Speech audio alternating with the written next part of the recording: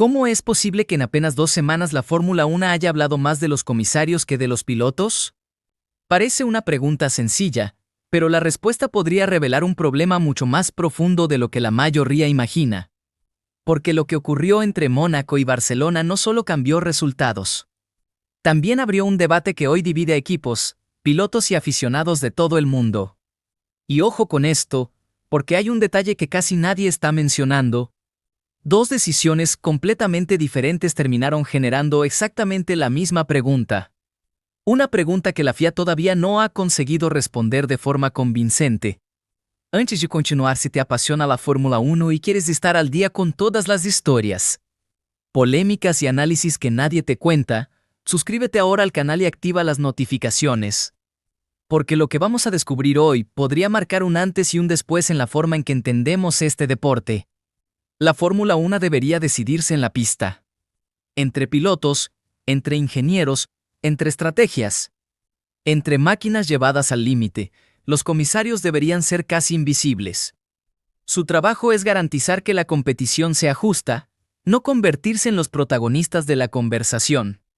Sin embargo, durante las últimas semanas ocurrió exactamente lo contrario. Todo comenzó en el Gran Premio de Mónaco. Una carrera que parecía haber terminado con normalidad. Los resultados estaban definidos. Los equipos habían aceptado las decisiones de los comisarios. El podio estaba cerrado. O al menos eso parecía. Pero aquí es donde la historia se vuelve interesante. Durante la carrera, varios pilotos fueron investigados por exceder el límite de velocidad en la entrada del pit lane. Entre ellos estaba Pierre Gasly. Los comisarios determinaron que había infringido la normativa y le aplicaron 2 penalizaciones de 5 segundos. El impacto fue inmediato. Gasly perdió el tercer lugar que había conseguido en pista. El podio cambió, los puntos cambiaron. La clasificación cambió. Parecía un caso cerrado. Pero días después apareció algo que nadie esperaba. Cuando la FIA y los equipos revisaron nuevamente toda la información disponible, surgió una nueva evidencia relacionada con el sistema de medición utilizado en la entrada del pit lane de Mónaco. Y lo que descubrieron cambió absolutamente todo. La calibración utilizada para determinar la velocidad de los autos en ese sector específico no era correcta. Sí, escuchaste bien. Los pilotos sancionados no habían superado realmente el límite permitido. Habían sido penalizados por una medición que posteriormente se consideró incorrecta. Y aquí es donde todo explota. La FIA decidió anular las sanciones de Gasly. De repente, el piloto de Alpine recuperó el podio que había perdido. El resultado oficial cambió días después de la carrera, los puntos fueron redistribuidos. Las posiciones finales se modificaron. En teoría, la justicia había sido restaurada.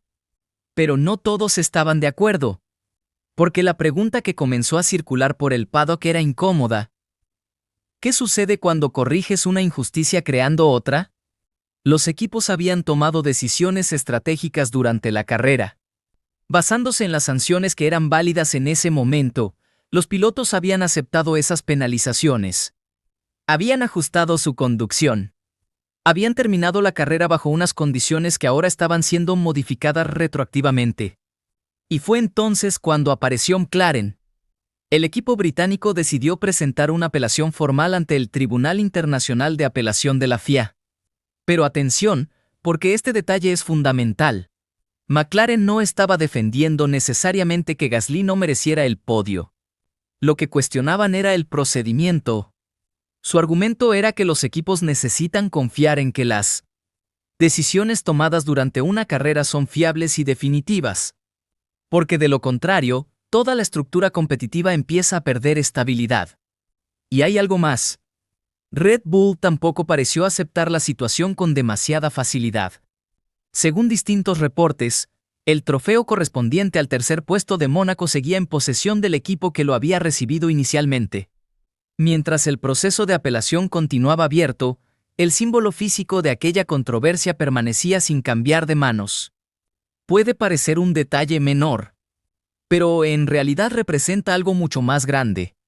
Representa la falta de consenso sobre quién tenía realmente derecho a ese resultado.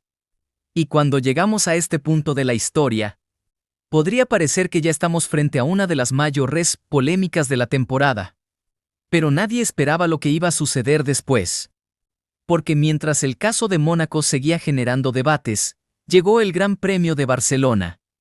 Y con él llegó Franco Colapinto.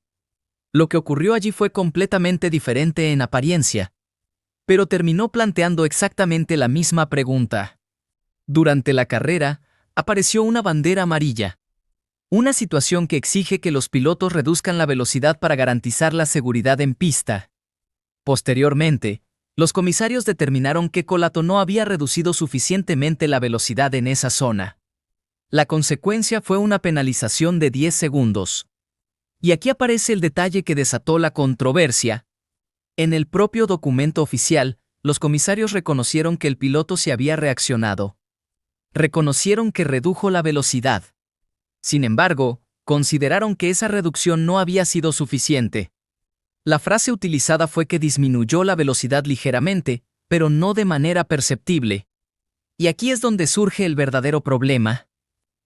¿Qué significa exactamente suficiente? ¿Qué significa perceptible? ¿Dónde está el límite? Porque mientras Pinto era sancionado, otros pilotos que atravesaron el mismo sector fueron evaluados de manera diferente. Te lo digo como alguien que sigue este deporte desde hace años.